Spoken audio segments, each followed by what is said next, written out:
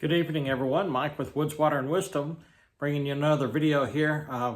Today, I was wanting to continue a little bit on the theme that I kind of touched on yesterday with that video. In that video, we were talking about Paul in Colossians said, focus yourself on things which are above. If you've been crucified with Christ and raised with Him, you're entered into a new life. And so focus on those things that are above on your new creation life. And today I wanted to just go on with a little further. I kind of on the same thing, and I want to come to you out of Matthew chapter 22, and it's talking about here starting in verse 34. This is Jesus when the scribes and the Pharisees came to him and said, "But when the Pharisees heard that he had silenced the Sadducees, they gathered together. And then one of them, a lawyer, asked him a question, testing him, and saying, 'Teacher, what is the greatest commandment in the law?'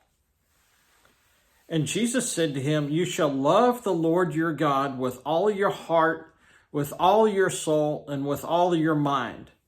This is the first and great commandment. And the second is like it.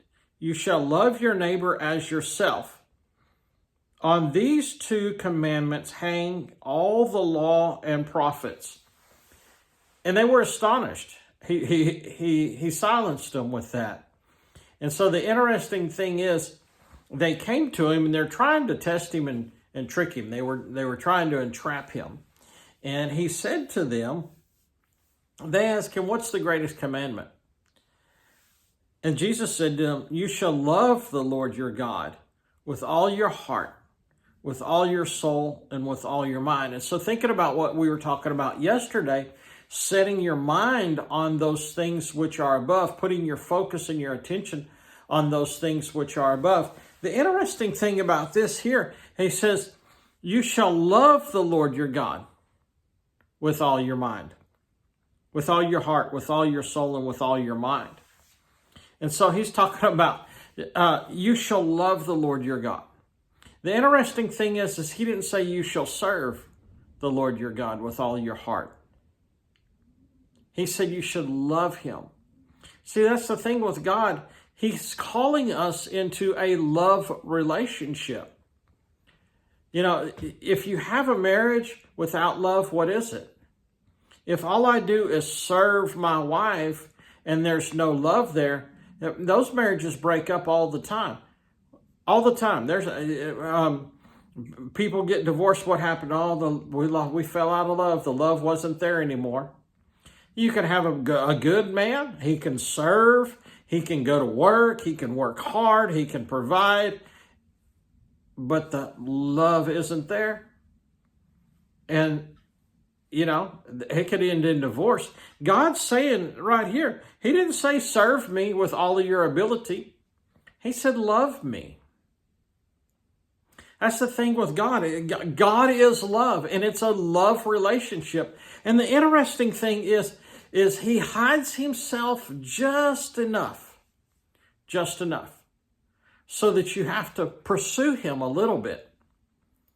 But the Bible does say, seek and you'll find, knock and it'll be open to you. God won't hide himself from you if you're looking for him. Just in the natural, if a woman were to date a man or vice versa, and all they ever wanted was for them to take them out to eat, and they really didn't have much conversation, really didn't want to get to know them, all they wanted was what they could get out of it, that's a lopsided relationship. Those don't last. But when the woman is intrigued by the man, and the man is intrigued by her, and they flirt a little bit, and they have good conversation over dinner, there's going to be another date, and then another date, and then another date, and then an engagement, and then a marriage, and probably children. And my parents, 50 years. they were married. I've got 20 years in my marriage, and I still like my wife. We still have good conversations. I still love her, but that's the way God is. He's asking us to fall in love with him. Love the Lord your God with all your heart, with all your mind, with all your soul, with all your strength. And when we do that, then his love, well, that's what we looked at yesterday. His love, his attributes get into you, and then it's easier to love outward. It's easier to love this way when we're focused and the love is coming from this way. So we love God and his love gets in us, and then we can love horizontally our neighbor as ourself. And here's another little tidbit on that. If you don't love yourself, you need to work on that, because you should love yourself. I've been around people that don't even like themselves. They're pretty much self-destructive. They live with regret. They live with something. There's something wrong with me. Have you been around those people? You can tell that they don't like themselves. You can tell that they don't even care for who they are. And if you don't love yourself, go to God with that. He can change it. He created you. He can cause you to see your worth and what value you have. I can be by myself, and I tell young people this: don't get married because you're lonely. Don't just latch onto somebody. I can be by myself and be content. I can be happy. I wasn't always that way. It took me some years to get through some of the issues that I thought I had, and to realize, my worth, my value, how the uniqueness of me and what I have. You're completely unique. God made you how he wanted you. Your fingerprints, no one else has. Your iris of your eyes, no one else has. Your voice signature, no one else has. God made every individual unique, and he loves and cares for every person, every individual. And the problem is, the devil's a bad devil, and he lies, and he tries to mess people up. He steals, kills, and destroys. He deceives people. But God loves you. And he's saying here, Jesus himself said, this is what I'm inviting you into. This is what the key is, to love God. And he's inviting you into the relationship to love God, not to serve him. Not to serve him. There's a passage in the Bible, and I hope I'm not all over the place here. I hope you can follow me. But it talks about the prodigal son. And it said he went off and spent all that he had, and he finally came to himself and went back to the father's house. And the father saw him and put a robe on him and put the ring on his hand and brought him in and killed the fatted calf. And the older brother, who had been there the whole time, came out, and he was mad. He called, he wouldn't even go inside, and the father came out to him and said, "Why are you mad?" And he's like, "Man, this guy, he ran off, and I've been here serving you all of this time. And you never even gave me so much as a little kid, a little goat to have." And the sad part is the older brother didn't realize what was his all along.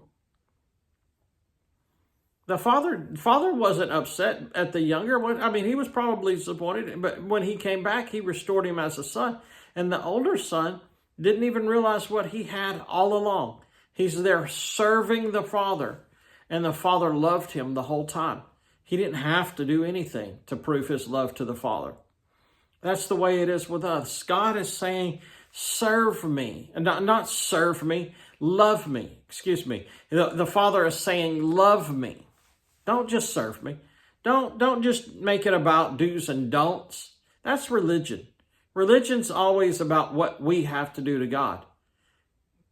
True love, true Christ-likeness, true Christianity was John 3:16, for God so loved the world that he gave his only begotten Son. While we were yet sinners, Christ died for us. He made the first action. He made the first steps. The whole book, when you start realizing, is a book about how he loved us so much, that the lengths that he went to redeem us, to have us restored to full fellowship with him, and then we're going to spend eternity with him. That's what it is. That's it. That God so loved the world, and then he says, love me. The interesting thing about God is he owns us twice over, once by creation and once by redemption. And then he turns to us and says, serve me if you want to. Love me if you want to. Be in a relationship with me if you want to. That's true love. What is forced love? You know, what if a man forces himself on a woman without her consent, without her wanting it? That's not love. That's rape. God won't violate you. He'll give you a choice and say, serve me, love me, be in a relationship with me if you want to. That's true love. And that's what he invites us into. So that's what I had for you this evening. I hope you enjoyed this. If you got something out of it, give us a thumbs up. Hit the like button down there. Put a comment in the thing down below. I enjoyed reading your comments, and we'll talk to you soon. God bless.